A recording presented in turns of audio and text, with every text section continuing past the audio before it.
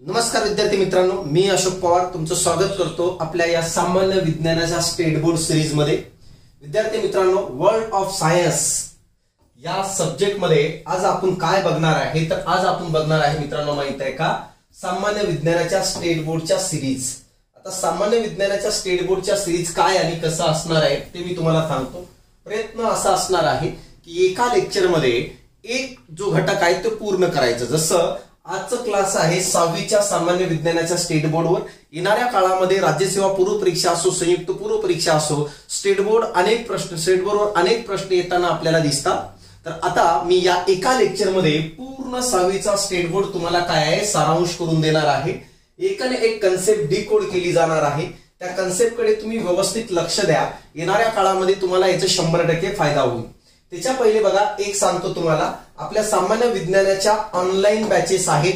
Online batch तुम्हाला join करण्यासाठी play store वर जाऊन सायन्स बाय अशोक पवार हा ऍप डाउनलोड करा, म्हणजे तुम्हाला त्या ठिकाणी सामान्य विज्ञानाच्या ऑनलाईन बॅचेस दिसतात। बघा, ऍप डाउनलोड करायचं सायन्स बाय अशोक पवार। यामध्ये तुम्हाला राज्यसेवेचं असो, संयुक्त पूर्व परीक्षा, गट ब व गट क यासाठी काय आहे बॅच अवेलेबल आहे। खास विद्यार्थ्यांच्या मागणीसाठी आपण एक बॅच लॉन्च केलेली आहे। ज्या बॅचची फीस फक्त 1000 रुपये आहे मित्रांनो, ज्यामध्ये तुम्हाला राज्यसेवा आणि संयुक्त पूर्व परीक्षेसाठी ऑल सिलेबस कव्हर करून दिलेला आहे। बॅच जॉईन करायचं असेल तर तुम्ही हा ऍप डाउनलोड करा। त्या ऍप मध्ये बॅच अवेलेबल आहे। काही शंका असेल तर एक नंबर देतो, या नंबरवरती तुम्ही कॉन्टॅक्ट करा, म्हणजे तुम्हाला काय आहे ते शंका निराकरण केलं जाईल मित्रांनो। आता बघा, नंबर काय आहे 78753292। बघा नंबर बघा काय आहे 7875329274। कळलं का? या नंबरवरती कॉन्टॅक्ट करायचं।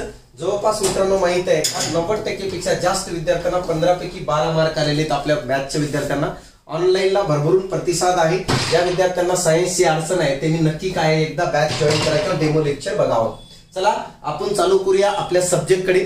6वीच्या स्टेट बोर्ड मध्ये जेवढा काही परीक्षाभूमिक डेटा आहे ते सगळं मी या ठिकाणी कव्हर करणार आहे। बघा, सर्वात पहिला जो पॉइंट आहे तो असणार आहे काय मित्रांनो, माहिती आहे का, नैसर्गिक संसाधने नावाचा आहे, ज्याच्यामध्ये हवा, पाणी आणि जमिनीच्या संबंधित बघायचे। बेसिक डेटा सगळ्यांना माहित आहे, तरी पण मी ओव्हरलुक करून देतो। जे महत्त्वाचे पॉइंट आहेत त्या ठिकाणी मी अधोरेखित करेल आणि सांगेल की हा पॉइंट परीक्षाभिमुख असणार आहे। बघा, हवा म्हणजे काय असणार माहित आहे का, पृथ्वीभोवती जो असणारा वातावरण आहे, या वातावरणामध्ये जो हवे आहे, या हवेमध्ये नायट्रोजन, ऑक्सिजन जेवढी काही हलके मूलद्रव्य आहेत, या हलक्या मूलद्रव्यांच्या एकत्रीकरणातून किंवा त्यांच्या समूहातून मला सांगा वातावरणाची निर्मिती झालेली आहे, ज्याच्यामध्ये ऑक्सिजन, कार्बन डायऑक्साईड निष्क्रिय वायू आहे, नायट्रोजन ऑक्साईड आहे, सल्फर डायऑक्साईड या सगळ्यांचा समावेश होतो। बघा, हवेचे थर पडत असतात, म्हणजे याचा अर्थ अशा प्रकारे वातावरणात काय असे थर पडत असतात। जो सर्वात पहिलं थर आहे मित्रांनो, माहिती आहे का, त्याला तपांबर म्हणतो। आणि तपांबरामध्ये हवेतील एकूण जे हवेत वायू प्रेझेंट असतात त्याच्यापैकी 80% वायू तपांबरामध्ये प्रेझेंट असतात मित्रांनो। त्याच्यानंतर वरचा जर बघितलं तर तो 2 नंबरचा आहे स्थितांबर। त्याच्यामध्ये जर बघितलं तर 19% वायू प्रेझेंट आहेत। बघा, जसं जसं खालून वरती जाऊ वायूचं प्रमाण कमी होत जातं। सर्वात जास्त वायू जर कशात प्रेझेंट असेल, सर्वात खालच्या तपांबरामध्ये, त्यानंतर स्थितांबरामध्ये 19% आहे। आणि जसं जसं पुढे दलांबर हा 3 नंबरचा थर आहे वातावरणाचा, अयनांबर हा 4 नंबरचा आहे, आणि त्यानंतर बाह्यांबर हा 5 नंबरचा आहे। म्हणजे याचा अर्थ आयोग विचारलं तर या वातावरणाच्या थरांचा तुम्हाला क्रम विचारू शकतं। पहिलं म्हणजे खालून वरी किंवा वरून खाली, तर तेवढं लक्षात ठेवा, पहिलं कोणतं दुसरं कोणतं, वायूचं प्रमाण सर्वाधिक कोणामध्ये आहे तेवढं गोष्ट तुम्हाला लक्षात ठेवायचं आहे। आता बघा, हवेतील काही वायू आहेत ज्यांचा उपयोग कोणत्या ठिकाणी केलं जातं। जर बघितलं तर नायट्रोजनचा उपयोग कुठे केला जातो, सजीवांची आवश्यकता कशासाठी, जेव्हा सजीवांना प्रथिनेची गरज असते तर ते प्रथिनेच्या स्वरूपात मला सांगा नायट्रोजन आपल्याला प्राप्त होतो। दुसरी गोष्ट, प्रथिनेमध्ये मुख्य भूमिका ही नायट्रोजनची असते मित्रांनो। तसेच बघा, जर बघितलं खाद्यपदार्थ जे असतात त्यांना हवाबंद ठेवण्यासाठी त्याच्यात नायट्रोजन टाकलं जातं। जसं चिप्स वगैरे पुढे हे जास्त कालावधीपर्यंत टिकावं म्हणून त्याच्यामध्ये नायट्रोजन वायू टाकलं जातं। त्यानंतर बघा, ऑक्सिजनचा उपयोग तुम्हाला तर माहित आहे, अन्न तयार करण्यासाठी, ऊर्जा तयार करण्यासाठी केलं जातं मानवामध्ये। दुसरी गोष्ट जर बघितलं, ज्वलनासाठी काय हा उपयोगी पडत असतो। लाकूड जळतो म्हणजे त्याची ऑक्सिजन सोबतची अभिक्रिया। कार्बन डायऑक्साईड हा तिसरा आहे जो महत्वाचा आहे. वनस्पतीमध्ये अन्न तयार करण्यासाठी याचा उपयोग केला जातो, कारण प्रकाश संश्लेषणामध्ये वनस्पतीला मला सांगा कार्बन डायऑक्साईडची गरज असते, पाण्याची गरज असते आणि त्यानंतर मित्रांनो माहित आहे का क्लोरोफिल यानी हरितद्रव्याची गरज असते. या तिघांच्या सहाय्याने वनस्पती अन्न तयार करते. जर कार्बन डायऑक्साईड भेटत नसेल तर वनस्पती स्वतःच अन्न स्वतः तयार करू शकत नाही. या कार्बन डायऑक्साईडचा आणखी एक उपयोग आहे, अग्निशामक दलामध्ये आग विझवण्यासाठी केलं जातं. का आग विझवण्यासाठी? कारण काय करतो माहित आहे का, कार्बन डायऑक्साईड जो आहे ऑक्सिजनला बाजूला काढतो आणि त्याची जागा घेतो मित्रांनो. का?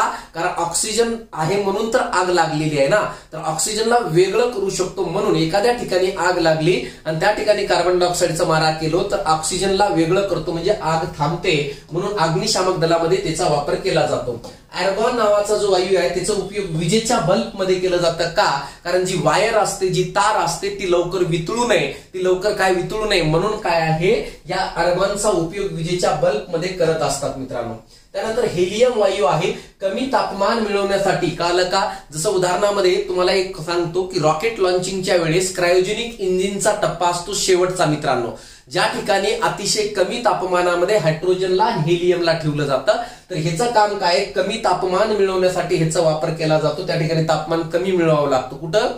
क्रायोजेनिक इंजिन मध्ये. जेव्हा रॉकेटला लॉन्च केलं जातं तर 3-4 स्टेज मध्ये करतात. शेवटची स्टेज जेव्हा ग्रॅव्हिटीच्या बाहेर काढायचा असतो कोणाला रॉकेटला, तर त्यावेळी जास्त इंधनाची गरज असते आणि त्या ठिकाणी जो इंधन म्हणून वापरलं जातं त्याला क्रायोजेनिक म्हणतात, ज्यामध्ये हायड्रोजन आणि हेलियमला अतिशय -253 डिग्री सेल्सिअस पर्यंत नेलं जातं. म्हणून कमी तापमान मिळवण्यासाठी करतात, किंवा विना पंख्याच्या इंजिनवर चालणाऱ्या विमानांमध्ये पण ह्याचा वापर होऊ शकतो.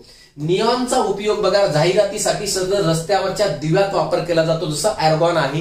क्रिप्टॉनचा उपयोग फ्लोरोसंट पाईप मध्ये केला जातो, झेनॉन फ्लॅश फोटोग्राफी मध्ये उपयोगी होतो. जोड्या लावामध्ये विचारतात, एका बाजूला वायू दिलेला असतो, दुसऱ्या बाजूला त्याचे उपयोग दिलेले असतात. तर एकदा तुम्ही क्लॅरिटीने हे उपयोग आणि वायू काय करा बघून घ्या मित्रांनो. यानंतर बघा इंधन ज्वलनातून हवेत सोडले जाणारे घातक घटक. राज्यसेवेसाठी महत्वाचा पॉइंट आहे. आयोग सरळ प्रश्न विचारला जातं, इंधनाच्या ज्वलनातून हवेत सोडले जाणारे घटक कोणकोणते आहे? तर तुम्हाला सांगता यायला पाहिजे, नायट्रोजन डायऑक्साईड आहे, carbon dioxide, carbon monoxide, sulphur dioxide आणि काजळी. हे 5 असे घटक आहेत. जेव्हा इंधनांचं ज्वलन केलं जातं, पेट्रोल, डिझेल, लाकूड जाळणे, हे जाळणे, तर त्याच्यातून आपल्याला हे वायू बाहेर पडताना दिसतात आणि ह्याच्यामुळे प्रदूषणाचं प्रमाण पण खूप जास्त प्रमाणामध्ये वाढतो मित्रांनो. नायट्रोजन डायऑक्साईड असेल, कार्बन डायऑक्साईड असेल, कार्बन मोनॉक्साईड असेल. कार्बन मोनॉक्साईड विषारी असतो. कार्बन डायऑक्साईड तापमान वाढीसाठी कारणीभूत होऊ शकतो. नायट्रोजन डायऑक्साईड पासून ऍसिड रेनचा प्रॉब्लेम होऊ शकतो. सल्फर डायऑक्साईड पासून ऍसिड रेनचा प्रॉब्लेम होऊ शकतो. काजळीमुळे जो आहे ना मित्रांनो माहिती आहे श्वसनाचे प्रॉब्लेम क्रिएट होऊ शकतात. आता बघा ओझोनचा थर काय आहे मित्रांनो माहित आहे का? जर वातावरणाचा जो स्थितांबराचा थर बघतो आपण, तपांबराच्या वरचा हा तपांबर पहिला, हा दुसरा स्थितांबर. तर मला सांगा तपांबर थराच्या खालच्या भागात म्हणजे या ठिकाणी ओझोनचा थर आहे. कळलं का? आता ओझोनचा थर O3 ने दाखवत असतो आपण. कळलं का? 3 ऑक्सिजन एकत्र येऊन बनलेला असतो. आता जर बघितलं तर मित्रांनो माहित आहे का ओझोनचा थर काय करत असतो? ओझोनचा थर सजीवांचं संरक्षण करत असतो. सूर्याच्या केंद्रकातून निघणारे जे अल्ट्राव्हायलेट किरण आहेत ते पृथ्वीवर जर पोहोचले तर मानवाच्या शरीराच्या आतमध्ये जाऊन पेशीच्या डीएनएत बदल घडवून आणतात आणि या कारणामुळे कॅन्सर निर्माण होऊ शकतात. या ओझोनच्या थरांना वरतीच अडवण्याचा या अल्ट्राव्हायलेट किरणांना वरतीच अडवण्याचा काम जर कोण करत असेल तर कोण करतं? हा ओझोनचा थर करत असतो मित्रांनो. मग या ठिकाणी तेच दिलेलं आहे. ओझोन वायूचा सजीवांना जगण्यासाठी प्रत्यक्ष उपयोग होत नसलं तरी खूप उंचीवर असतं ते, आणि ते काय करतात माहित आहे का? सूर्यापासून येणारी अतिनील किरणांना काय आहे हानिकारक असणारे आपल्या शरीरासाठी त्यांना अडवण्याचं काम करत असतात. कळलं का? त्यांना पोहोचू देत नाही.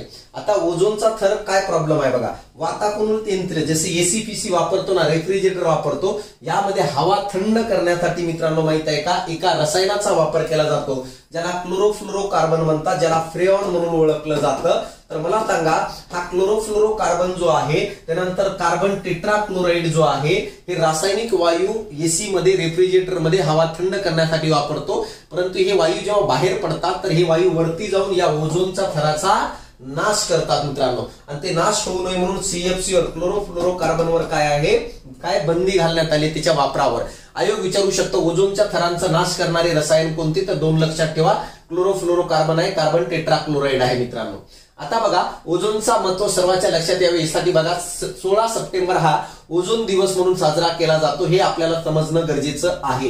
ह्याच्या रिलेटेड काही बघायची गरज नाही कारण संस्थांच्या रिलेटेड माहिती दिलेली आहे. आता बघा त्यानंतर 6वीच्या पुस्तकात पुढचा पॉइंट आहे प्रजनन.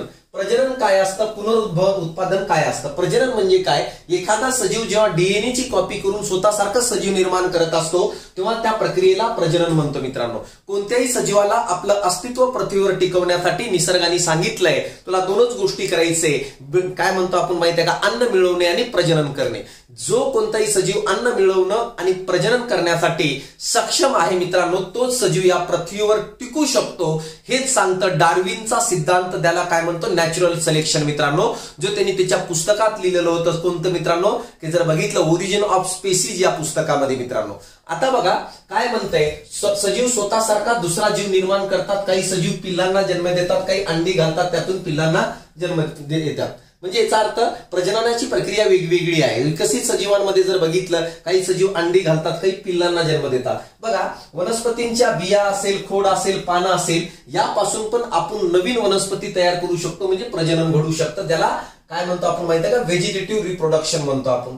सजीवांच्या स्वतःसारखा दुसरा सजीव निर्माण करण्याच्या क्रियेला प्रजनन किंवा पुनरुत्पादन म्हणतात. आताच मी डेफिनेशन सांगितलं, याच्यात काही एवढं महत्वाचं नाहीये. आता बघा आयुर्मान काय आहे, ठराविक आयुर्मान हा एक पॉइंट 6वीच्या पुस्तकात दिलेला आहे.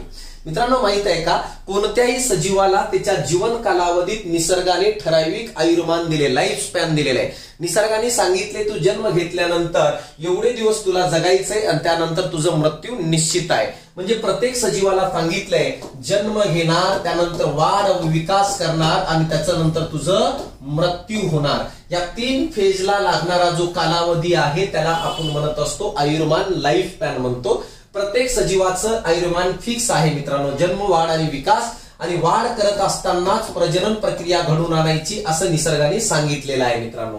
आता बघा जर बघा यामध्ये आपण बघितलं तर तुम्हाला क्लॅरिटीने समजेल. काय, जीवन कालाच्या ठराविक टप्प्यावर सजीव प्रजननक्षम होतात. जेव्हा जन्म घेतो, वाढ करत असताना ते प्रजननक्षम होतात, प्रजननाची कॅपॅबिलिटी त्याच्यात निर्माण होते मित्रांनो.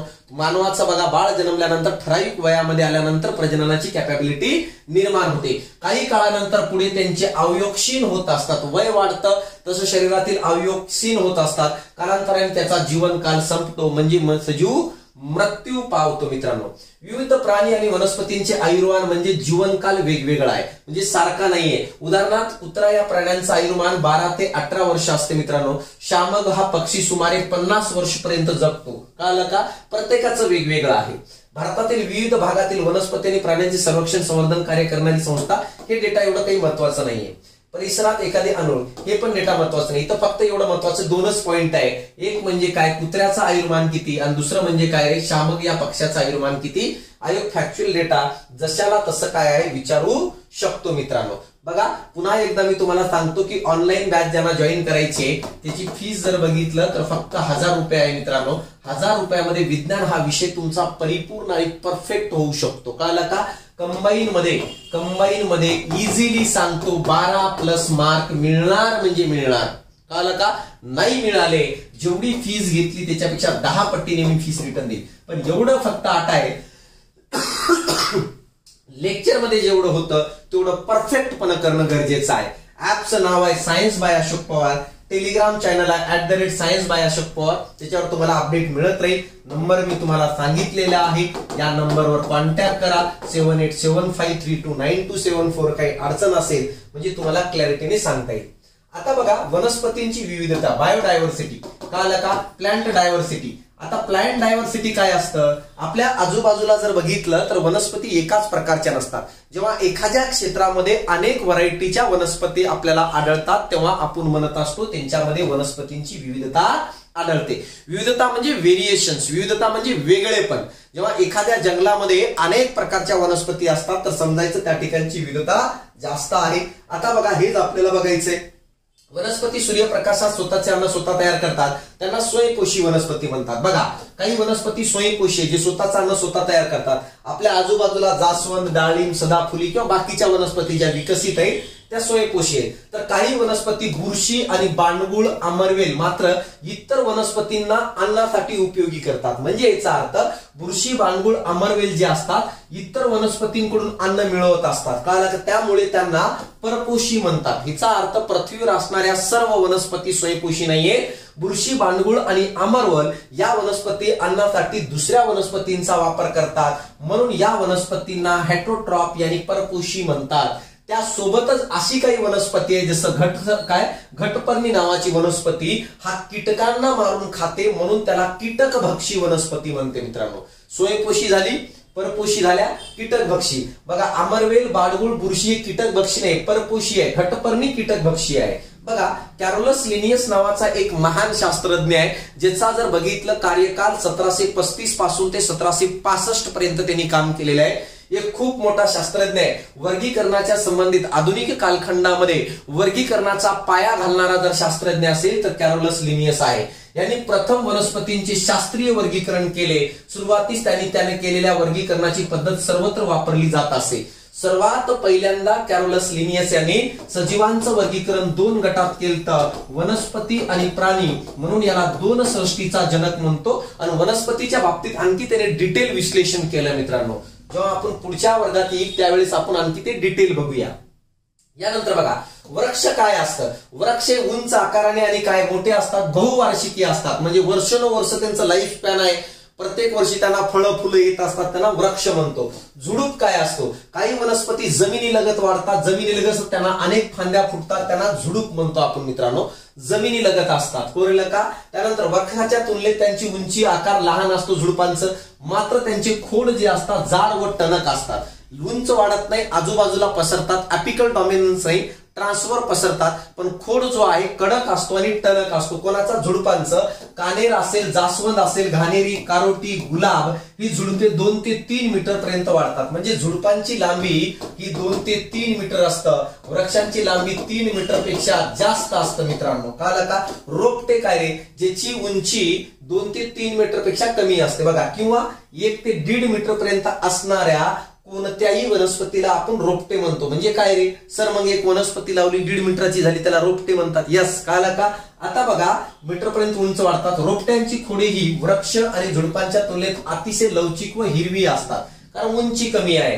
रोपटी काही महिने ते 2 वर्ष जगतात. कळलं का. ज्वारी असेल, सूर्यफूल असेल यासारख्या वनस्पतींचे जीवनचक्र 1च वर्षात पूर्ण होते, म्हणून त्यांना वार्षिकी वनस्पती म्हणतात. बघा, ओरली सांगायचंय काय माहित आहे का, वृक्षाची उंची 3 मीटर पेक्षा जास्त असते, झुडप 2 ते 3 मीटरचे असतात, रोपटे 1 ते 1.5 मीटरचे असतात. मित्रांनो बघा, त्यानंतर बघा, वृक्षापेक्षा झुडपे जे आहेत, झुडपांचं जो काही हे आहे मित्रांनो माहित आहे का, खोड तो जाड आणि टणक असतो. कोणापेक्षा, वृक्षापेक्षा. यानंतर बघा, यानंतर आपण काय म्हटलं, काही जे रोपटे आहेत मित्रांनो, कळलं का, जसं ज्वारी, बाजरी, मका, गहू हे सगळे रोपटे आहेत. काही जे रोपटे आहेत मित्रांनो माहित आहे का, त्यांचं जीवन जगण्याचा कालावधी हा काय असतो मित्रांनो, 1च वर्षात पूर्ण होऊन जातो, म्हणून त्याला वार्षिकी वनस्पती म्हणतात. म्हणजे जीवन पण 1च वर्ष असतो आणि फूल आणि फळ पण एकदाच येतात, दॅट इज वार्षिकी. मित्रांनो कळलं का. त्यानंतर गाजर, बीटा ह्या ज्या वनस्पती, गाजर व बीट यासारख्या ज्या वनस्पती आहेत, यांचं जीवन पूर्ण होण्यासाठी 2 वर्ष लागतात. परंतु मित्रांनो माहित आहे का, त्यांच्यात फुलं एकदाच येतात. फुलं काय रे, एकदाच येतात. मुलं इथं कन्फ्युज होतात. वार्षिकी म्हणजे एकदाच फळ येणारे, द्विवार्षिकी म्हणजे मुलांना वाटतात 2 वेळेस फुलं म्हणजे बिया आणि फुलं येणारे. नाही मित्रांनो, वार्षिकी म्हणजे जीवन कालावधी 1 वर्ष, द्विवार्षिकी म्हणजे जीवन कालावधी 2 वर्ष. गाजर आणि बीट 2 वर्ष जरी जगत असेल तर त्यांचा जगण्याचा कालावधी 2 वर्ष असतो, परंतु त्यांच्यात फळ, फुलं आणि बीजे फक्त एकदाच येतात. मित्रांनो बघा, जास्वंद, कानेर ही झुडपे, तर आंबा, गुलमोहर असे वृक्ष अनेक वर्ष जगतात. त्यांना काय म्हणतो रे आपण मित्रांनो माहित आहे का, बहुवार्षिकी वनस्पती म्हणत असतो आपण, अनेक वर्ष जगणारे. त्यानंतर जीवनक्रम कालावधीनुसार वनस्पतीचे वार्षिकी, द्विवार्षिकी आणि बहुवार्षिकी. वार्षिकीमध्ये काय सांगितले रे, ज्वारी सांगितलं, बाजरी सांगितलं, मका सांगितलं. द्विवार्षिकीमध्ये काय सांगितलं, गाजर सांगितलं, बीट सांगितलं. आणि बहुवार्षिकीमध्ये आंबा आहे, कालक आहे, हे सगळे आहेत मित्रांनो, गुलमोहर आहे, सगळे काही बहुवार्षिकीमध्ये. आता बघा, ज्या वनस्पतींना फुले येतात त्यांना सपुष्प वनस्पती म्हणतात, कळलं का? फुले येणाऱ्यांना. आणि ज्या वनस्पतींना कधीच फुले येत नाही त्यांना अपुष्प वनस्पती म्हणतात. या वनस्पतींचं वर्गीकरण 2 गटात येचर नावाच्या शास्त्रज्ञांनी केलं होतं, सपुष्प आणि अपुष्प वनस्पती. मित्रांनो, अपुष्प वनस्पतींना बघा मूळ, खोड, पाने असे अवयव असतातच असे नाही. म्हणजे ज्याच्यात फुलं बीजे नाहीये तर त्या वनस्पतींमध्ये काहींमध्ये मित्रांनो मूळ, खोड, पाने आहे तर काहींमध्ये नाहीये. तर आपण कधीच म्हणू शकत नाही की सर अपुष्प वनस्पतीमध्ये मूळ, खोड, पाने असतातच का? गॅरंटी नाही. किंवा नसतातच का? गॅरंटी नाही. काही अपुष्प वनस्पतींमध्ये मूळ, खोड, पाने आहेत तर काही अपुष्प वनस्पतींमध्ये मूळ, खोड, पाने नाही आहेत. मित्रांनो, यानंतर बघा, जगात सर्वात मोठे फूल इंडोनेशियामध्ये आढळते. त्याचं नाव आहे राप्लेसिया आर्नोल्डी. वनस्पतींच्या फुलाचा व्यास हा सुमारे 1 मीटर आहे. बघा, जगातील सर्वात मोठा फुल इंडोनेशियामध्ये, वनस्पतीचं नाव आहे राप्लेसिया आर्नोल्डी. ह्याचं जो काही फुल आहे त्याचा आकार 1 मीटर पेक्षा जास्त मोठा आहे. फुलावर बसून पण त्या, कळाला का? त्या फ्लॉवर बसून पण तू नदीमध्ये तरंगू शकतो मित्रांनो, वाहू शकतो, कळाला का? या उलट जगातील सर्वात लहान फुल वोल्फिया या वनस्पतीचा आहे. जगातील सर्वात लहान, कळालं काय? सर्वात लहान आवृत्तबीजी वनस्पती पण हीच आहे मित्रांनो, कळालं का? मला सांगा, 2019चा पेपर जो झाला त्या 2019च्या पेपरला विचारलं सर्वात लहान आवृत्तबीजी वनस्पती कोणतं? उत्तर दिलेलं तो वुल्फिया. आणि त्याचाच फुल हा जगातील सर्वात लहान फुल म्हणून ओळखलं जातं. त्याचं व्यास किती? 0.5 मिलीमीटर एवढा लहान व्यास आहे मित्रांनो त्या फुलाचं. यानंतर बघा, पाठीचा कणा असलेला व नसलेल्या प्राण्यांना. आता प्राण्यांकडे येऊ आपण, कोरलं का? जर बघितलं, पाठीचा कणा असलेल्या आणि नसलेल्या प्राण्यांच्यावरून पृष्ठवंशीय म्हणजे पाठीचा कणा असणारा, अपृष्ठवंशीय म्हणजे पाठीचा कणा नसणारा. म्हणजे पृष्ठवंशीय म्हणजे वर्टिब्रेट, अपृष्ठवंशीय म्हणजे इनवर्टिब्रेट. मित्रांनो, असे 2 गट पडतात. पाठीचा कणा इथून, आता बघा, साप, मानव, पक्षी, मासा, कांगारू हे पृष्ठवंशीय आहेत, कारण की याच्यामध्ये पाठीचा कणा प्रेझेंट आहे, स्पायनल कॉर्ड प्रेझेंट आहे मित्रांनो. त्यानंतर बघा, गोगलगाय असेल, झुरळ असेल, गांडूळ असेल, अशा प्राण्यांना पाठीचा कणा नसते, म्हणून त्यांना अपृष्ठवंशीय म्हणतो. एवढं काही महत्वाचा डेटा नाही. प्रजनन प्रकारानुसार प्राण्यांचे अंडज आणि जरायुज असे 2 प्रकार पडतात. हे IMP आहे. कारण अंडी घालणारे प्राणी कोणते आणि पिल्लांना जन्म देणारे कोणते? बघा, अंडज म्हणजे अंडी घालणारे, जरायुज म्हणजे पिल्लांना जन्म देणारे. मित्रांनो, कळलं का? पिल्लांना जन्म देणारे हे 2 गट पडतात. हे तुम्हाला समजणं गरजेचं आहे. बघा, प्राण्यांच्या राहण्याच्या ठिकाणावरून त्यांचे भूचर आणि जलचर असे सर्वसाधारणपणे काय वर्गीकरण केले जाते. म्हणजे कुठं राहतात त्यानुसार जर बघितलं, भूचर जमिनीवर राहत असेल तर, जलचर म्हणजे पाण्यात राहत असेल तर. परंतु बघा, काही जमिनीवर राहतात ते भूचर, काही पाण्यात राहतात ते जलचर. मासा पाण्यात राहतो, जलचर आहे. माणूस जो आहे जमिनीवर राहतो तो भूचर आहे मित्रांनो, कळलं का? त्यानंतर बघा, इथं अंडी घालणारे कोण कोण असेल रे? मासे आहेत अंडी घालणारे, कळलं का? त्यानंतर सरपटणारे अंडी घालतात. त्यानंतर जर बघितलं, पक्षी अंडी घालतात. जरायुज कोण असतात रे? सस्तन प्राणी. जसं मानव हा पिल्लांना जन्म देतो, मानव हा जरायुज आहे मित्रांनो. त्यानंतर वेल मासा जो आहे, हे पण वेल मासाच म्हणतो. शार्क मासा हा पण काय मित्रांनो? पिल्लांना जन्म देणारी जरायुज आहे, ज्याच्यावर आयोगाने 2020ला प्रश्न विचारलेला असताय. आता बघा, काय म्हटलं रे? जमिनीवर राहणारे भूचर, पाण्यात राहणारे जलचर. पण काही असतात जे दोन्ही ठिकाणी राहतात. बेडूक असेल, सॅलेमेंडर असेल, टोड असेल, हे प्राणी जमीन व काय पाणी दोन्ही ठिकाणी राहतात, म्हणून यांना काय म्हणतो? उभयचर म्हणतो. मित्रांनो, सॅलेमेंडर हा असा उभयचर आहे ज्याला काय मित्रांनो माहित आहे का? पाय व शेपूट असते मित्रांनो. आणि आयोगाने 2017-18ला प्रश्न विचारलेलं, पाय व शेपूट असणारा उभयचर प्राणी कोणता? तर सॅलेमेंडर. असा प्राणी जो काय करतो रे? त्याचा जीवनाचा काही कालावधी पाण्यात व्यतीत करतो, काही कालावधी जमिनीवर व्यतीत करतो, त्याला आपण उभयचर म्हणतो किंवा अँफिबियन्स म्हणतो. बघा, जमिनीवर राहणारे झाले, त्यानंतर पाण्यात राहणारे झाले, उभयचर झाले. परंतु बघा, घार असेल, गरुड असेल, कावळा असेल, फुलपाखरे असतील, मधमाशी आहे, हे विविध ठिकाणी राहत असले तरी हवेमध्ये संचार करतात, त्यांना खेचर म्हणतात. जे हवेत उडून जाऊ शकतात, जेवढे पक्षी वगैरे आहेत, कळलं का? घार, गरुड, कावळा, फुलपाखरे, मधमाशी किंवा जे कीटक आहेत हवेत उडून जातात, तर त्या सगळ्यांना खेचर म्हणून ओळखलं जातं. तरी वर्गीकरण लक्षात ठेवा, कधी कधी बेसिक प्रश्न राज्यसेवेला विचारलं जातं मित्रांनो. ही गोष्ट आपल्याला समजणं गरजेचं आहे. आता बघा, पदार्थ सभोवतालची अवस्था आणि त्याचे गुणधर्म काय? IMP आहे, व्हेरी IMP आहे. बघा, पदार्थाच्या 3 अवस्था आहेत, स्थायू, द्रव आणि वायू. तर आपण पाहिजे तसं उष्णतेचा वापर करून स्थायीचं द्रवात करू शकतो, द्रवाचं वायूत करू शकतो, वायूचं द्रवात, वायूचं काय रे स्थायूत. म्हणजे डिपेंड आहे उष्णतेवर. उष्णता काढून घेतली तर अवस्था बदलते, उष्णता पदार्थाला दिली तरी त्याची अवस्था बदलते. कळालं का? जसं बर्फाचं बघा, पाण्याचं बघा. मग बघा पदार्थाची एक अवस्था बदलून जेव्हा दुसऱ्या अवस्थेत जातो त्या क्रियेस काय म्हणतोय? अवस्थांतर म्हणतो. जसं बर्फ हा स्थायू आहे, पाण्यात निघून गेलं, अवस्थांतर झालं, पाण्याची वाफ तयार झाली, अवस्थांतर झालं, कारण बदलू राहिली ती अवस्था.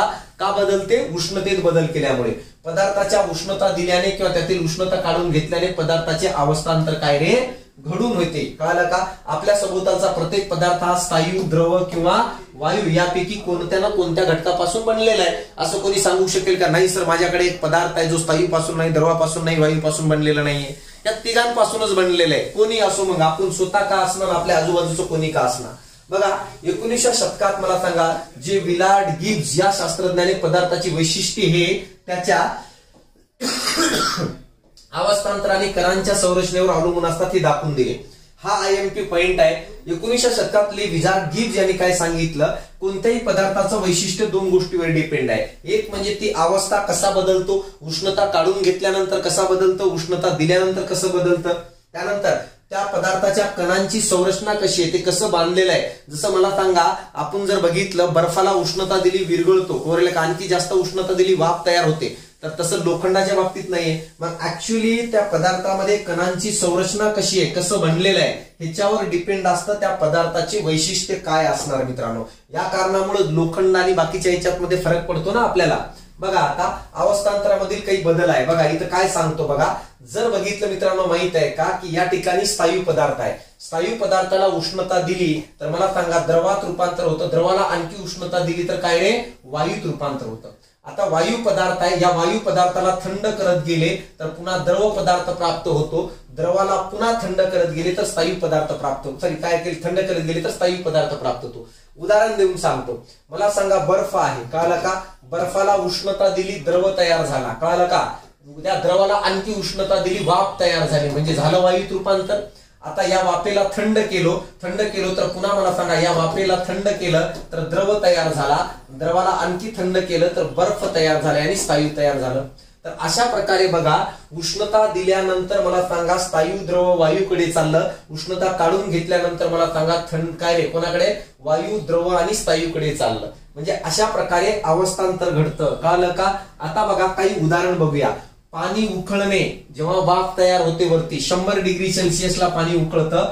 गोठणारे पाणी, जेव्हा बर्फ कधी तयार होतं 0 डिग्री सेल्सिअसला.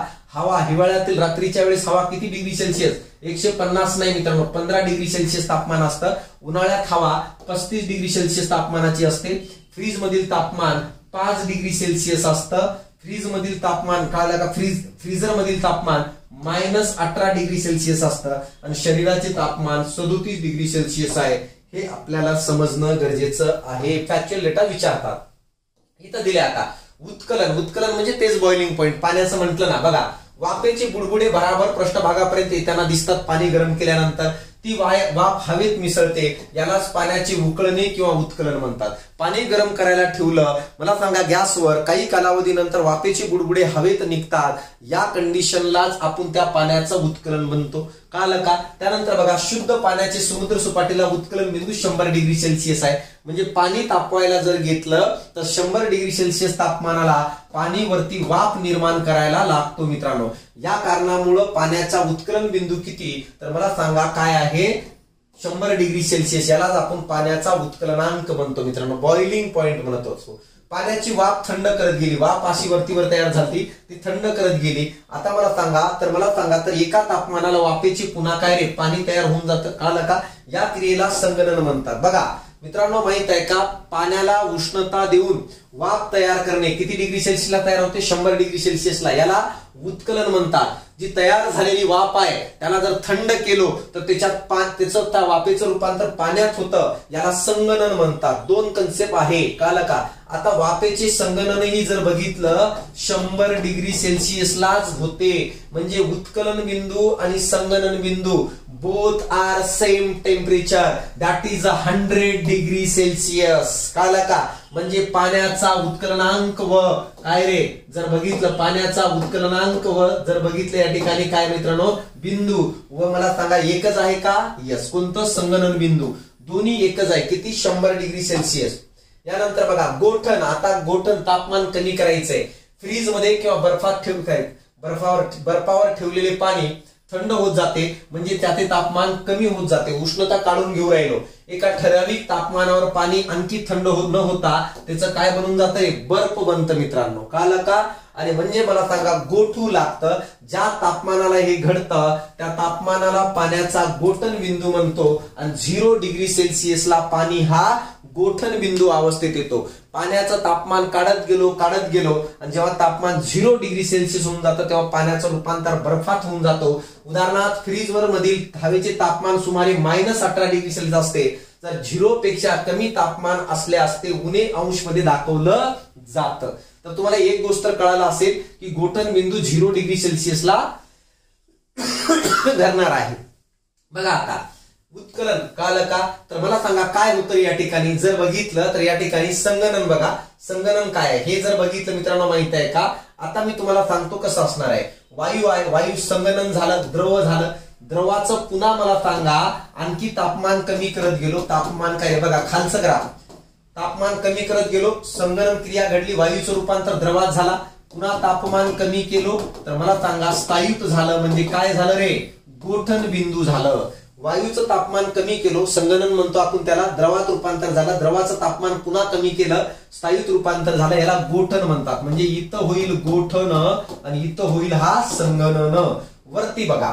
आता मला सांगा इथून चालू होतं विलयन तापमान वाढवत चाललो स्थायीचं रूपांतर मला सांगा द्रवात झालं द्रवाचं तापमान पुन्हा वाढवलं तर द्रवाचं रूपांतर वायूत झालं आणि शेवटी याला उत्कलन म्हणतो तर समजणं गरजेचं आहे संगणन काय आहे तापमान कमी करत गेलो तर वायूचं रूपांतर द्रवात द्रवाचं रूपांतर स्थायू बघा वायूचं रूपांतर द्रवात होत असेल तर संगणन द्रवाचं रूपांतर गोठण मध्ये होत असेल तर कसं स्थायू मध्ये होत असेल तर गोठण कधी होतं तापमान कमी केल्यामुळे उत्कलनचं कसं आहे जसं तापमान वाढवलो तर मला सांगा जो स्थायू होतं त्याचं द्रवात झालं द्रवाचं तापमान आणखी वाढवलं तर त्याचं रूपांतर वायूत झालं याला उत्कलन म्हणतात बघा बर्फाला उष्णता मिळाली की तो वितळू लागतो म्हणजे त्याचे पुन्हा द्रवात रूपांतर होते यालाच विलयन म्हणतात बघा बर्फ आहे कळलं का उष्णता दिली वितळायला लागलं द्रवात रूपांतर झालं या प्रक्रियेला विलयन म्हणतो कळलं का आता बघा बर्फाचे विलयन 0 डिग्री सेल्सिअसला होते म्हणजे पाण्याचा गोठण बिंदू आणि विलयन बिंदू सेम आहे किती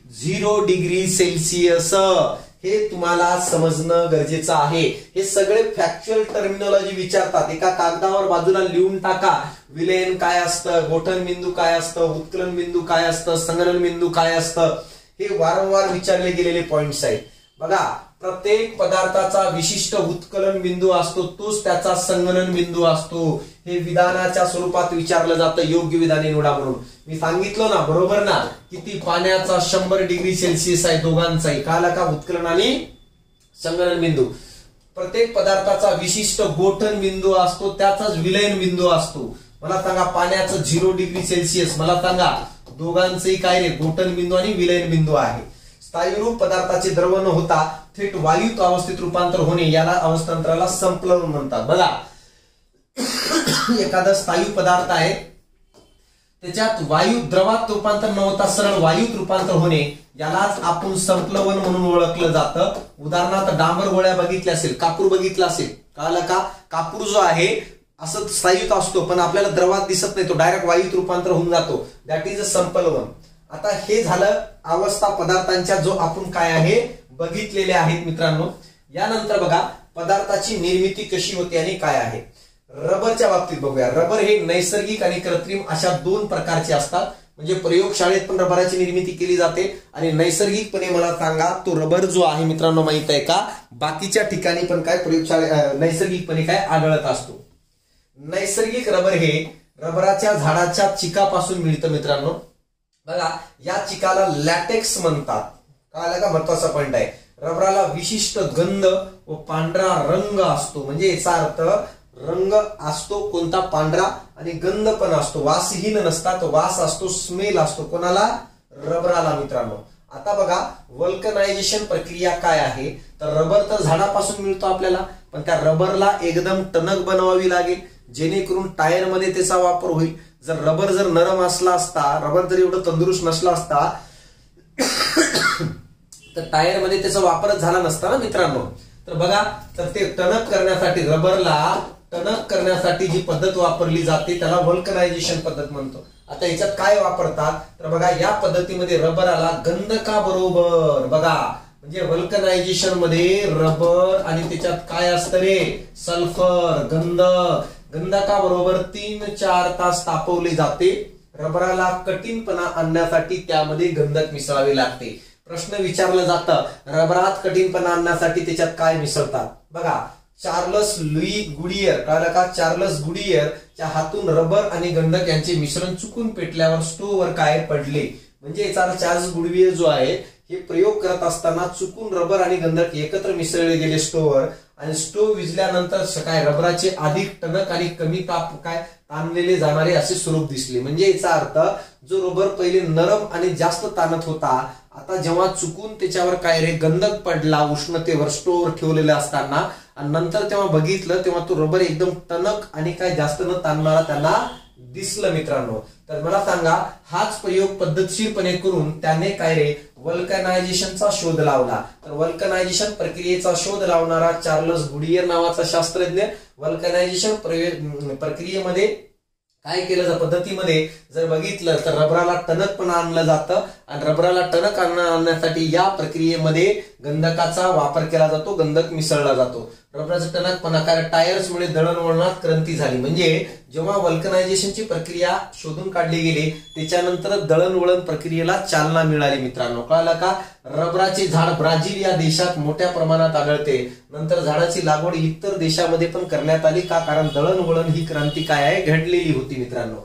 या झाडाचे वनस्पती शास्त्रीय नाव काय आहे, तर मित्रांनो हेविया ब्राझिलियासिस. कळलं का, हे रबराचं शास्त्रीय नाव हेविया ब्राझिलियासिस हे नाव आहे. भारतात रबराचे सर्वाधिक उत्पादन केरळ राज्यात होतं मित्रांनो.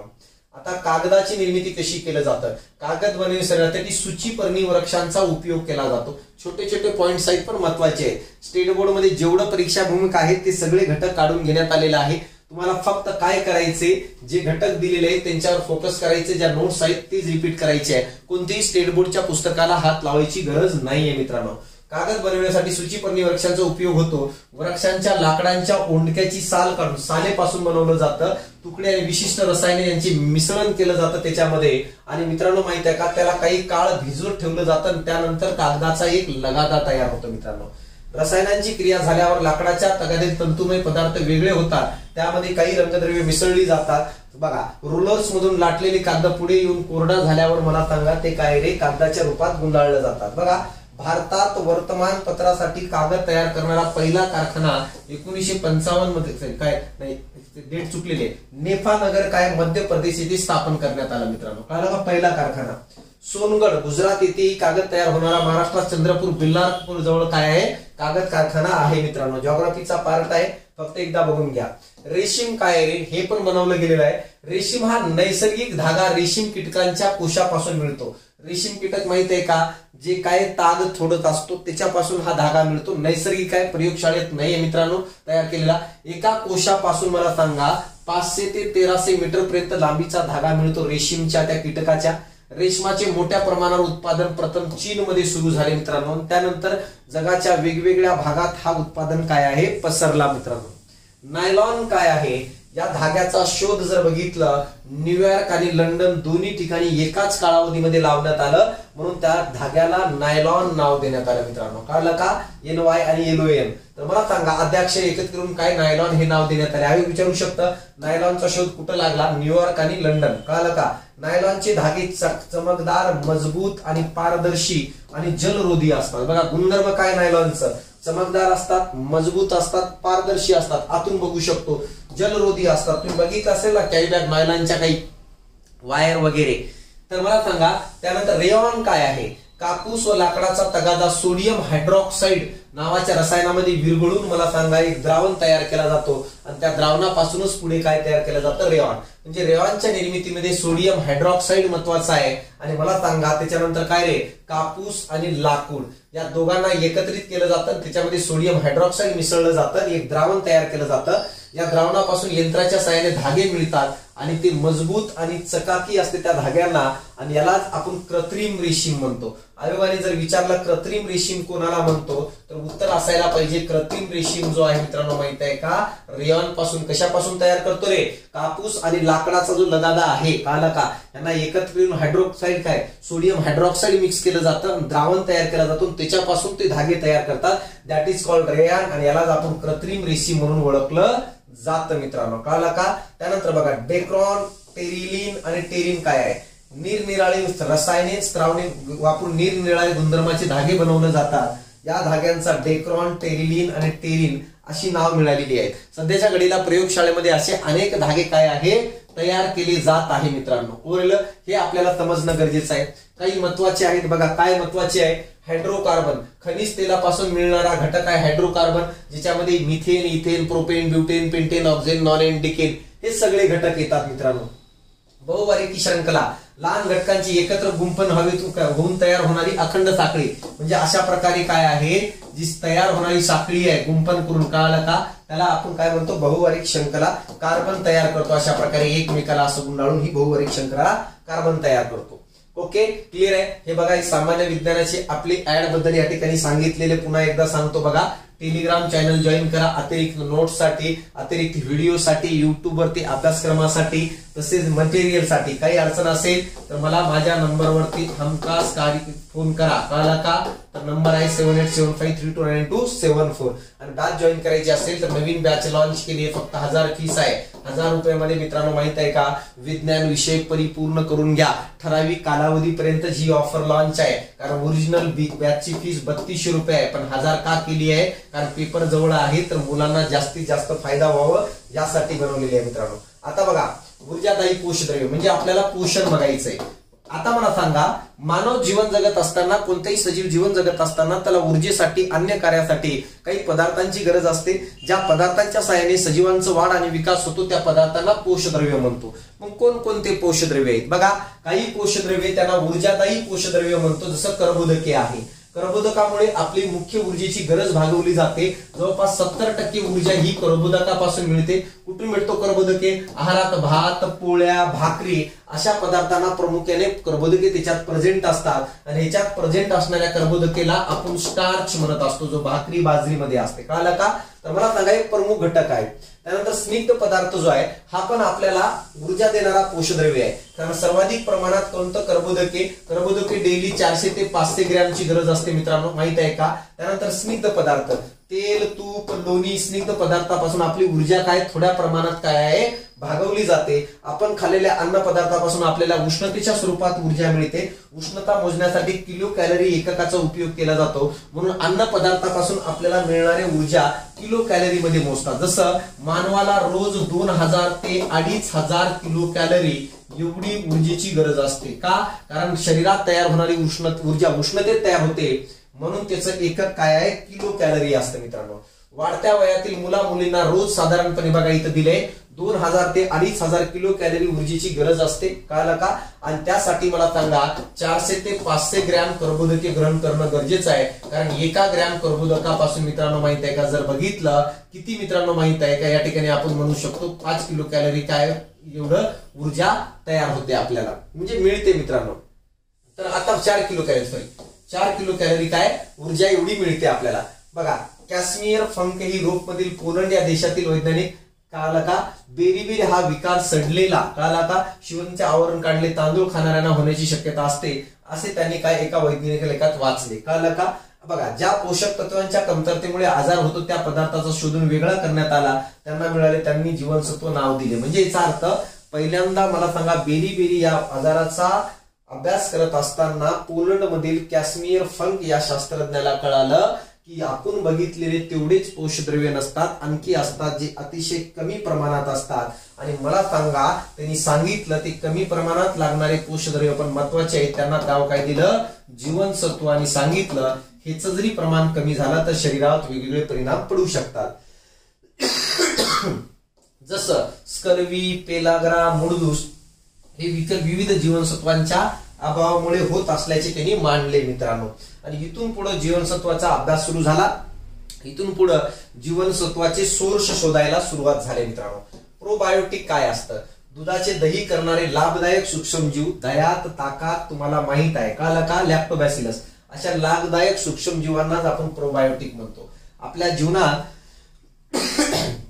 असे अनेक प्रोबायोटिक्स आहेत जे जीवाणू आपल्याला जगण्यासाठी मदत करतात.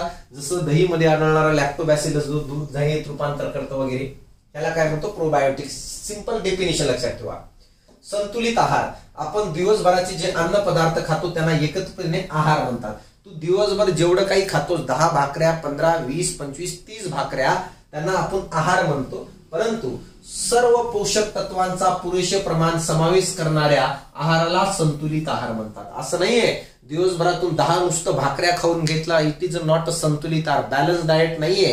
बॅलन्स डाएट तो आहे जो सर्वांचा समावेश आहे जीवनामध्ये, जीवनसत्वांचा आहे, कर्बोदकाचा आहे, मेदाचा आहे, प्रथिनेचा आहे, खनिजांचा आहे, तर त्याला आपण संतुलित आहार म्हणतो. ऊर्जा जास्त मिळत नाही, परंतु संतुलित आहार हा शरीराच्या वाढ आणि विकासासाठी अतिशय महत्वाचा आहे. बघा, अन्न पदार्थ आणि काही त्याच्यात भेसळ करणारे लोक असतात, दुकानदार वगैरे. बघा, दुधामध्ये पाणी, युरिया आणि स्टार्च टाकलं जातं. लाल तिखटमध्ये विटेची पूड, लाल भोपळ्याची भुकटी टाकली जाते. काळी मिरीमध्ये पपईच्या बिया, आईस्क्रीम मध्ये धुण्याचा सोडा टाकला जातो. आईस्क्रीम खाणारे बघरे भाऊ कागदाचा लगा खाता जातो, तरी पण म्हणते एवढं खाऊन पण धुण्याचा सोडा खाते, कागदाचा लगादा खाते, म्हणते काही भारी लागत होती आईस्क्रीम, पाणीपुरी वाल्यासारखीच गोड झाली. तांदळामध्ये बारीक पांढरे खडे, शेंगदाण्यामध्ये लालसर गारगोट्या टाकले जातात किंवा खडे टाकले जातात मित्रांनो. कवटी, मानवाच्या बाबतीत बघू आपण. मानवाची कवटी ही सर्वात बाहेरची कवटी, ज्याला क्रॅनियम म्हणत असतो. बघा, डोक्याची व चेहऱ्याची हाडे मिळून कवटी बनते मित्रांनो. ही कवटी आहे, डोक्याची आणि चेहऱ्याची हाडे मिळून. यातील हाडे आकाराने सपाट असतात आणि मजबूत असतात. असं मारल्याने फुटत नाहीये, असं मारल्याने फुटत नाही मित्रांनो. का मजबूत आणि सपाट असतात कवटीची हाडे. मग हे प्रश्न महत्वाचा आहे, कोणतं असतं, सपाट असतात, कळलं का. त्यानंतर बघा, डोक्यात 8 आणि चेहऱ्यामध्ये 14 अशी एकूण 22 हाडे कवटीमध्ये प्रेझेंट असतात. आयोग हे प्रश्न विचारतं रे. डोक्यात 8 असतात, कळलं का. त्यानंतर जर बघितलं चेहऱ्यामध्ये 14 असतात, चेहऱ्यामध्ये 22 हाडे कवटीमध्ये असतात. कवटीमध्ये या हाडाला खालचा जबडा सोडून इतर हाडांची हालचाल होत नाही. हा जर जबडा सोडलं, कवटीमधील खालचा जबड्यातले जे हाड आहे हे सोडल्यानंतर हे या हाडांची हालचाल होत नाही, कळलं का. छातीचा पिंजरा खाली या. आता खाली आल्यानंतर बघा, छातीच्या पिंजऱ्यासारखी रचना काय असणाऱ्या, कळलं का, छातीमध्ये पिंजऱ्यासारखी रचना असणाऱ्या भागाला छातीचा पिंजरा म्हणतात. छातीत एक उभे चपटे हाड असते, त्याला उरोस्ती म्हणतात. एक चपटा हाड असतो छातीमध्ये उभा असा, त्याला उरोस्ती म्हणतात. त्याला आडव्या पट्ट्या असतात छातीमध्ये, बरगाड्या म्हणतो आपण. ऐकलंय का. अशा प्रकारे काय आहे आपण बघितलं असेल, कळलं का. आपल्या हाडांची संरचना असते. तर आडव्या पट्ट्या बरगाड्यांच्या 12 जोड्या असतात, म्हणजे संख्या 24 असतात मित्रांनो. तर कळलं का. या 25 हाडांना म्हणजे का बघा, एक हाड हा मेन आहे, हा एक हाड आहे, आणि एकूण 12 जोड्या म्हणजे ते 24. एकूण किती हाड आहेत रे, 25 हाड छातीच्या पिंजऱ्यात काय आपल्याला आढळताना दिसतात मित्रांनो, कळलं का. तो मागून पाठीच्या कण्याला जोडलेला असतो. पाठीमाग ह्याच्या बॅक साईडला पाठीचा कणा असतो, ज्याला हा पूर्ण छापा जोडलेला असतो, बरगाडी म्हणतो आपण याला. 25 हाड, कळलं का. पाठीचा कणा, आता बघा, कुलुपासारख्या आकाराची हाडे एकमेकाशी उभी राहून सरळ जोडून पाठीचा कणा तयार होतो. पाठीच्या कणात एकूण 33 हाडे असतात. फक्त संख्या लक्षात ठेवा. डोक्यात मला सांगा कधीच, म्हणजे डोक्यात किती रे, या ठिकाणी जर बघितलं 8, इथं 14, टोटल 22 असणार आहे कवटीमध्ये. छातीच्या पिंजऱ्यात मला सांगा किती असणार आहेत रे, 25. आणि आता बघा, पाठीचा कणामध्ये जर बघितलं 33 हाडे असतात. त्यातील प्रत्येकाला मनका म्हणतात, कळलं का. बघा, कणा वेगळं, मनका वेगळं, कळलं का. कणा म्हणजे टोटल एकत्रित हाडे, जेवढे टोटल मनके त्यांना एकत्रित काय आहे, कणा म्हणतो. ती सर्व हाडे लवचिक असून एकावर एक अशी रचलेली असतात, थराच्या स्वरूपात रचलेली असतात. पुरेलं. पाठीचा कणा मेंदूतून निघणाऱ्या चेतारजूंचं संरक्षण करतो. म्हणजे याचा अर्थ बघा, अशा प्रकारे आहे ते, अशा प्रकारे ते हाड आहे आणि याच्या आतमध्ये स्पायनल कॉर्ड असतो, मेंदूतून निघणारा जो संदेशाचं माहिती, शरीराची माहिती मेंदूकडे पाठवतं, त्याला संरक्षण करण्याचं काम हे मणके करत असतात. आपण म्हणतो ना मणका हल्ला, तर मणका हा एक पट्टी आहे, अशा अनेक पट्टी एकावर एक तयार होऊन पूर्ण पाठीचा कणा तयार झालेला असतो. तर मणका हल्लं म्हणजे एखादी पट्टी हल्ले. डॉक्टरकडे गेल्यानंतर, चेकअप केल्यानंतर ते बघतं सरकलंय काय आहे. आणि या मणक्याच्या आतमधून मला सांगा मेंदूतून निघणारा हा स्पायनल कॉर्ड आहे जो संदेशाचं वहन करतं. बघा, आपल्या दोन कानामध्ये 3 हाडे असतात, त्यापैकी कडी काय स्ट्रिकम जो आहे हे काय रे, कानातील सर्वात काय आहे, कानातील हाड आपल्या शरीरातील सर्वात लहान हाड आहे. तांदळाच्या दाण्या एवढे व काय पोकळ असते, त्याचाच आकार कडीसारखा असतो. मानवी शरीरातील सर्वात लांब आणि मजबूत हाड मांडीमध्ये असते, त्याला उरिका म्हणून ओळखलं जातं. हे सगळ्यांना माहित आहे. सांदा हे आयएमपी आहे, व्हेरी आयएमपी. सांदा ज्या ठिकाणी 2 किंवा 2 पेक्षा हाड जोडलेली असतात त्यांना सांदा म्हणतो. जॉईंट्स कळलं का, जॉईंट्स म्हणतात. लिगामेंट्स कळलं का. जो सांदा काय आहे म्हणतात, सांधे 2 प्रकारचे असतात. चल सांदा, हाडांची हालचाल होत असेल तर त्याला चल सांदा म्हणतो. उदाहरणार्थ हात, पाय आणि यातील हाडे. मला सांगा इट इज अ चल सांदा का, कारण की हा मोमेंट होते का. अचल सांदा, हाडांची हालचाल होत नाही. कवटीची हाडे, हे हाडे अचल सांधे आहेत. कळलं का. या ठिकाणी जे हाडे जोडलेत एकमेकाला ते कोणत्या सांध्याने, अचल सांध्याने, कारण हालचाल होत नाही. खालचा जबडा सोडून हा शरीराचा हा भाग हे काय रे, अचल सांधा म्हणून ओळखलं जातं. सांध्याचे प्रकार बघा, चल सांध्याचे प्रकार म्हणजे हालचाल करणाऱ्या सांध्याचे प्रकार कसे हालचाल करतात.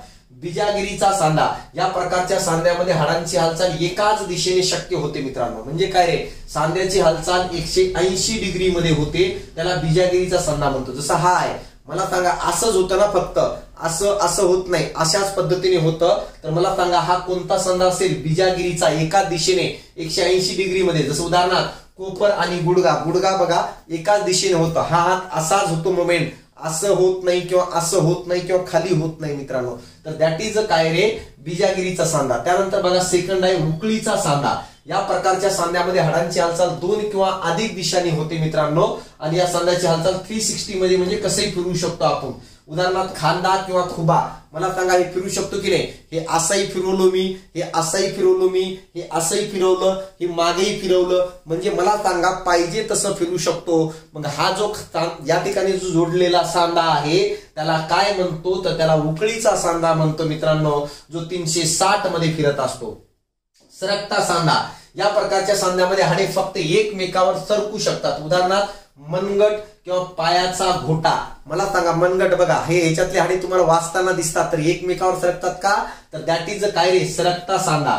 आपल्या केसाचा रंग बघ महत्वाचा आहे, आपल्या केसाचा रंग मेलॅनिन मुळे ठरतो.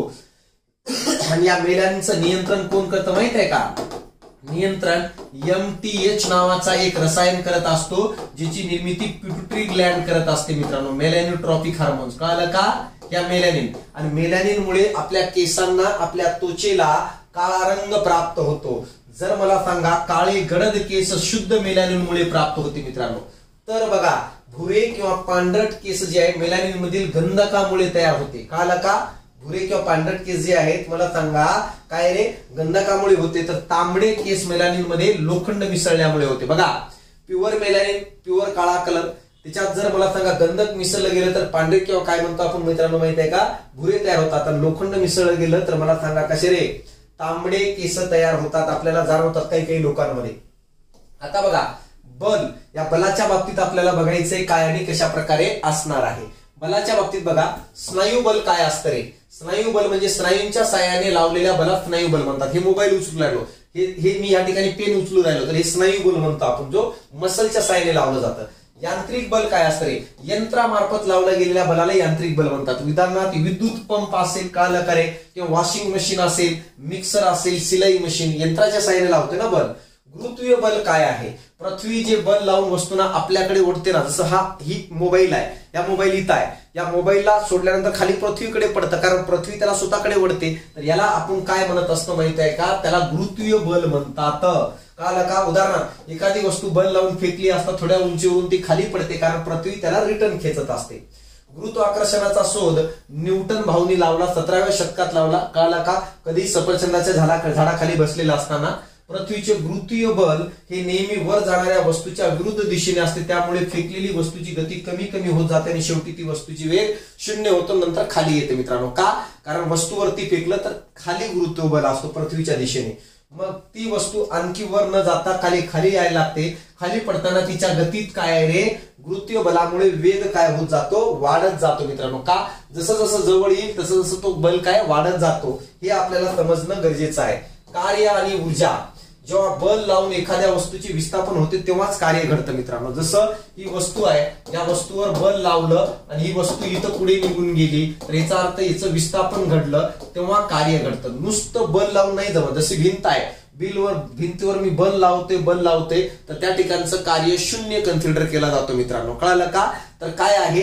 बल लावल्यानंतर जर वस्तूने आपली जागा बदलत असेल तर त्याला आपण काय म्हणत असतो? कार्य म्हणत असतो. कळालं का? मग बघा, जेव्हा बल लावून एखाद्या वस्तूचे विस्थापन होते तेव्हा त्याला काय म्हणतोय? कार्य बल झाले असे म्हणतो आपण. त्यानंतर बघा, सारख्याच अंतराचे विस्थापन झाले तरी ज्याचा कार्य जास्त तो बल अधिक आणि कार्य अधिक असतं. म्हणजे याचा अर्थ बघा, समजा या ठिकाणी काय आहे रे? ही वस्तू आहे आणि ही वस्तू आहे. इथं 100 न्यूटन बल अप्लाय केलं, इथं 50 अप्लाय केलं. वस्तू इथं गेली, वस्तू इथं गेली. किती गेली? इथं 10 मीटर. म्हणजे बघा, सारख्याच अंतराचं विस्थापन आहे, 10 मीटर पुढे गेली, पण बल वेगळं आहे. मग ज्याचं बल जास्त त्याचं कार्य जास्त आहे, कारण दोघांवर डिपेंड आहे ना. 100 गुणिले 10,000 होतं आणि 50 गुणिले 10 500 होतं, तर वरचं जास्त. सेम जरी मला सांगा विस्थापन होत असेल तर ज्याच्यावर जास्त बल लावलं त्याचं कार्य जास्त असतं. यासारखंच बघा, सारखे बल लावलं आणि विस्थापन वेगवेगळे जर झाले तर ज्याचं विस्थापन जास्त त्याचं कार्य अधिक मित्रांनो. जसं ही वस्तू आहे, ह्याच्यावर 100 न्यूटन लावलं, ह्याच्यावर 100 न्यूटन बल लावलं, सेम लावलं, पण ह्याचं विस्थापन इथपर्यंत झालं मित्रांनो. किती? 100 मीटर पर्यंत झालं.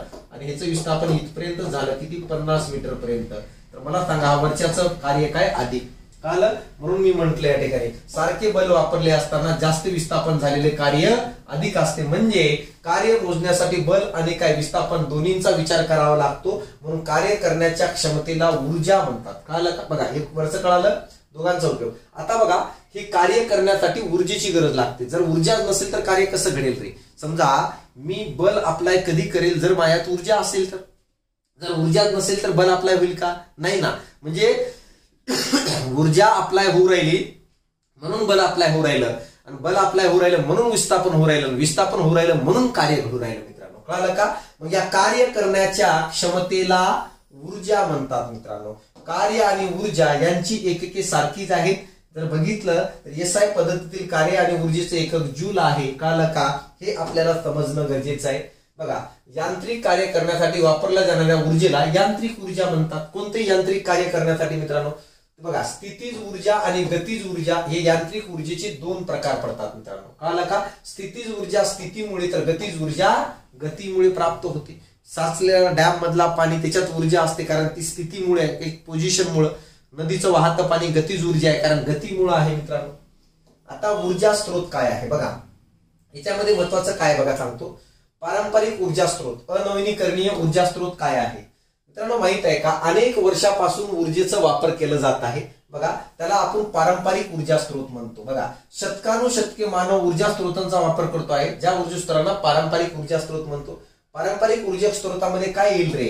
गाई म्हशीच्या शेणापासून बनवलेल्या गोवऱ्या असतील, वनस्पतींचा पालापाचोळा असेल, तसेच लाकूड असेल, कोळसा असेल, अलीकडील काळातील जीवाश्म इंधन असतील, जसे मला सांगा पेट्रोल, डिझेल, नैसर्गिक यांचा समावेश होतो.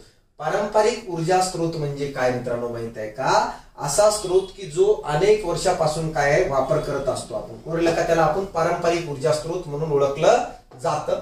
ज्याच्यामध्ये बघा कोण कोण येतील बघा, व्यवस्थित लक्ष द्या. काय येईल रे? लाकूड येईल, कळाला का? त्यानंतर पालापाचोळा, कळाला का? पालापाचोळा येईल, समजून राहिला का? कोळसा येईल, कळालं? त्यानंतर पेट्रोल येईल, कळाला का? त्यानंतर डिझेल येईल. डेफिनेशन अशी एक सांगू शकतो पारंपरिक ऊर्जा स्त्रोत, एकदा वापर झाल्यानंतर त्याचा पुन्हा वापर होत नाही. अनवीनीकरणीय ऊर्जा, जसं कोळशाचा वापर केल्यानंतर त्याचा पुन्हा वापर करू शकत नाही, तो जळून जातो, नष्ट होतो. तर त्याला आपण पारंपरिक ऊर्जा किंवा अनवीकरणीय ऊर्जा म्हणून ओळखलं जातं. ह्याच्यामध्ये सगळे येतात. अपारंपरिक ऊर्जा स्त्रोत, नवीनीकरणीय ऊर्जा स्त्रोत. बघा, नवीनीकरणीय म्हणजे हे रिसेंटली वापरले गेले आणि याचा पुन्हा पुन्हा वापर करता येतं. या स्त्रोतांचा वापर पुरंपरे न करण्यात येता जेव्हा मित्रांनो माहित आहे का, जर बघितलं तर विविध स्वरूपात हे काय उपलब्ध असतात. जेव्हा टेक्नॉलॉजीचा शोध लागला, इंडस्ट्रियल रिव्हॉल्युशन झाली, तर मला सांगा त्यावेळेस काय आहे, ह्या ऊर्जेचा वापर व्हायला सुरुवात झाली. सौर ऊर्जा, पवन ऊर्जा, सागरी ऊर्जा, जलविद्युत ऊर्जा, समुद्राच्या लाटापासून मिळणारी अणु ऊर्जा, याचा पुन्हा पुन्हा वापर करता येतं. हे नष्ट न होणारी आहे, म्हणून याला नवीनीकरणीय काय आहे ऊर्जा म्हणून ओळखलं जातं. बघा, ग्रीक वैज्ञानिक आर्किमिडीज यांनी शेजारी हे जाऊ द्या. काय मित्रांनो माहित आहे का, या ठिकाणी मी तुम्हाला सांगतो कोणता पॉइंट आहे, तो काही महत्वाचा नाही. ध्वनी, ध्वनी काय आहे ते बघा. एकदम काय माहितीये का, सिस्टमॅटिकली समजून घ्या की ध्वनी काय आणि कसा असणार आहे. मित्रांनो माहितीये का, ध्वनीच्या बाबतीत जर बघितलं, ध्वनी निर्माण होण्यासाठी एखाद्या वस्तूने कंप पावणं गरजेचं आहे आणि कंप पावलं तरच ध्वनी निर्माण होतो मित्रांनो, कळलं का. आणि कंपनाच्या साहाय्याने ध्वनी एका ठिकाणापासून दुसऱ्या ठिकाणी जातो. ध्वनीशास्त्र काय म्हणतं, नाद आवाजाची निर्मिती प्रक्रियांचे परिणाम याबद्दलचे विज्ञान म्हणजेच काय, ध्वनीशास्त्र. ज्यामध्ये आवाज, काल का नाद या सगळ्यांचं अभ्यास केला जातो त्याला ध्वनीशास्त्र म्हणतात. ध्वनीची तीव्रता डेसिबल मध्ये मोजतात. आपल्या घशातील स्वरयंत्रामध्ये असणाऱ्या ध्वनी तंतूच्या कंपनामुळे ध्वनी निर्माण होतं मित्रांनो, कळलं का. हे आपल्याला समजणं गरजेचं आहे. आता बघा, ध्वनी लहरीचे प्रसारण वेगवेगळ्या माध्यमातून वेगवेगळ्या वेगाने होतं. ध्वनी प्रसारण मला सांगा वायूपेक्षा द्रवातून, तर द्रवापेक्षा स्थायीतून अधिक वेगाने वहन होते. म्हणजे याचा अर्थ ध्वनीचा सर्वाधिक वेग स्थायीमध्ये, त्यानंतर द्रवामध्ये, सर्वात कमी वायूमध्ये. ध्वनी निर्वात पोकळीतून वहन होत नाही.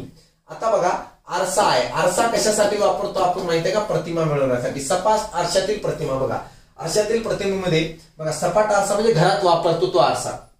त्या आरशामध्ये जर बघितलं, मूळ वस्तूच्या डाव्या आणि उजव्या बाजूंच्या आदला बदल झालेली दिसेल तुम्हाला, कळलं का. वस्तू जितक्या अंतरावर आहे तेवढ्याच अंतरावर काय आपल्याला ती वस्तू पाहताना दिसेल. वस्तूचा आकार आणि मला सांगा प्रतिमेचा आकार काय असतो मित्रांनो माहिती आहे का, मूळ वस्तू एवढाच असतो. हे गुणधर्म आहेत सपाट आरशामध्ये. 3 वस्तू जिथं आहे तिथं दिसेल, बाजू बदललेली दिसेल आणि वस्तूचा अंतर आणि प्रतिमेचा अंतर सेम असेल हे सांगितलेले आहे. प्रकाश काय आहे, सर आयझॅक न्यूटन या ब्रिटिश शास्त्रज्ञाने एक तपकिडी बनवली. तिची एक बाजू तांबडा, नारंगी, पिवळा, हिरवा, निळा, पारवा आणि जांभळा या 7 रंगाचा समान पडद्यामध्ये विभागली. आता बघा काय केलं, तर न्यूटननी काय केलं माहित आहे का, सूर्यापासून येणाऱ्या पांढऱ्या रंगाच्या प्रकाशासमोर एक प्रिझम ठेवलं आणि प्रिझम ठेवल्यानंतर त्या एका पांढऱ्या रंगाचं रूपांतर किती रंगात झाले, 7 रंगामध्ये. Red, orange, yellow, green, blue, Indigo आणि व्हायलेट. आणि हे न्यूटनने करून दाखवलं पहिल्यांदा. यालाच न्यूटनचा प्रकाशिकीचा आधुनिक सिद्धांत म्हणतात, कळलं का. यावरून सूर्यप्रकाश 7 रंग बनला असल्याचे सिद्ध झाले. म्हणजे येणारा सूर्यप्रकाश जो आहे किती रंगाचा आहे, 7 रंगाचा. जर प्रिझम मध्ये टाकलो 7 रंग दिसतात, पुन्हा प्रिझम मध्ये त्या 7 रंगांना टाकलं तर एकत्र एकच रंग तयार होतात, कळलं का.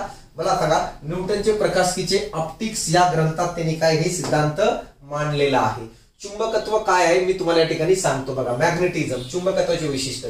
हे एक पदार्थ आहे. चुंबकाचे जे टोक बघा, काय पदार्थ आहे याचं, या पदार्थामध्ये बघा अशा प्रकार हा पदार्थ आहे. त्याचे 2 पोल असतात, एक नॉर्थ पोल आणि एक साऊथ पोल मित्रांनो, कळलं का. वरती नॉर्थ पोल, खाली साऊथ पोल. बघा, चुंबकाचे जे टोक उत्तर दिशेला स्थिर राहते त्याला उत्तर ध्रुव म्हणतात आणि जे दक्षिण दिशेला स्थिर राहते त्याला आपल्याला दक्षिण ध्रुव म्हणतात. कधी पण असाच थांबतो चुंबक, उत्तर ध्रुव आणि दक्षिण ध्रुव. चुंबक प्रत्येक वेळेस उत्तर दक्षिण दिशेला स्थिर राहतो. चुंबकीय बल चुंबकाच्या दोन्ही टोकाकडे एकवटलेले असतात, कळलं का.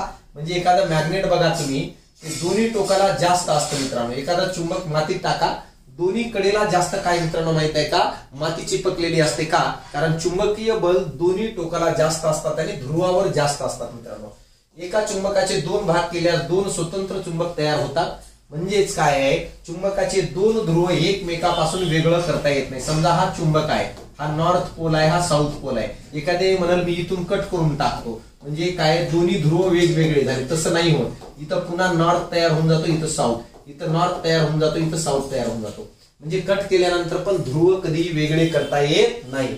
चुंबकाच्या सानिध्यात चुंबकीय पदार्थ नेल्यास त्यातील चुंबकत्व प्राप्त होतं. जसं बघितलं तुम्ही, लोखंड एक चुंबक आहे, त्याला लोखंड चिपकवलं आणि त्या लोखंडावर दुसरं लोखंड चिपकवलं तरी चुंबकत्व येतं का. खिळे जोडतो आपण एका खाली एक चुंबक घेतलं, टाचण जोडली, त्या टाचणीला दुसरी खाली टाचणी जोडली. तर अशा प्रकारे जेव्हा चुंबकाच्या सानिध्यात एखादा पदार्थ नेलं आणि त्या पदार्थाला जर चुंबकत्व प्राप्त होत असेल तर त्या चुंबकाला आपण प्रावर्तित चुंबकत्व म्हणतो.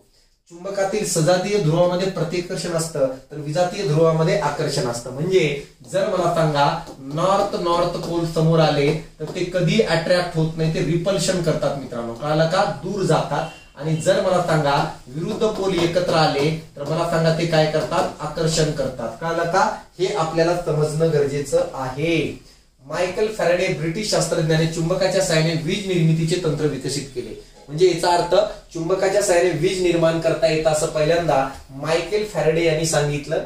बघा, गरीब कुटुंबात जन्मल्यामुळे एका पुस्तक विक्रेत्याकडे मायकेल फॅरेडे यांना काम करावे लागले. तिथे विज्ञान विषयाची अनेक पुस्तके वाचल्यामुळे त्यांच्या विज्ञानातील रुची काय वाढत गेली. बघा मित्रांनो, काय व्यक्ती असतात, जो माणूस पुस्तकाच्या दुकानावर काम करत होता गरिबीमुळे, तर त्या ठिकाणी पडलेल्या पुस्तकाचा वापर करून तो माणूस शास्त्रज्ञ बनलेला आहे, कळालं. म्हणजे एवढी जिद्द असायला पाहिजे. फॅरेडे पुढे लंडनच्या रॉयल इन्स्टिट्यूट मध्ये त्यांनी संशोधन केले. बघा कुठून, डायरेक्ट रद्दीच्या दुकानातून डायरेक्ट लंडनच्या रॉयल इन्स्टिट्यूट मध्ये. असं एनर्जी असायला पाहिजे, असा विकास असायला पाहिजे, अशी प्रगती असायला पाहिजे.